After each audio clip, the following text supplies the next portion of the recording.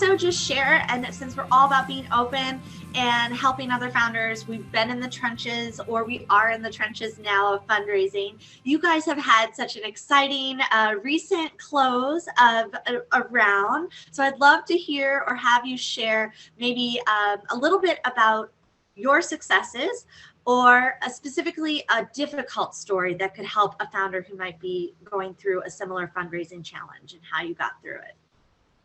Yeah, well, we just closed our pre-seed round. We raised $635,000 for that. And so like the good news is we closed it and we ended up with 100% value add, mission aligned investors that we just adore. So we were really lucky, and we ended up with a really diverse cap table. We had 67% of our investors are women and 48% are people of color. And that was really important to us to create that diversity, both because, obviously we want, we have a very diverse member base on OwnTrail, and we really want our investors to be reflective of that.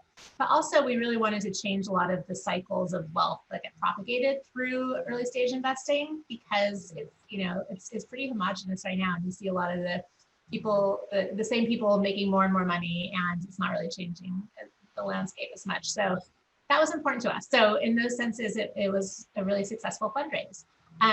It was exhausting. It was, I shared on a LinkedIn post a picture of my Google sheet that has 285 rows of investors that I was in different stages, from everything from like cold outreach and never hearing back, to multiple meetings and never hearing back, to maybe next round, to the 20 that ended up investing in us.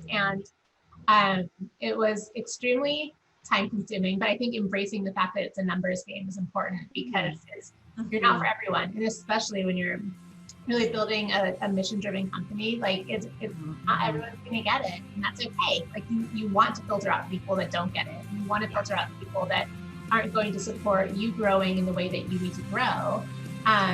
But it just means that it's time consuming, and that's where having that community of support, everyone from my co-founder to other founders that support me, to like larger community, that's huge.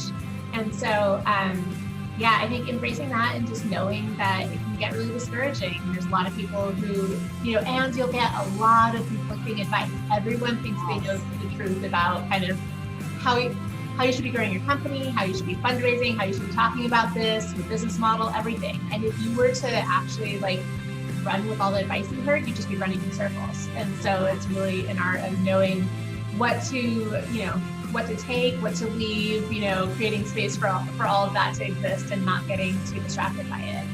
While still, there's still some gems in there that would be really good feedback.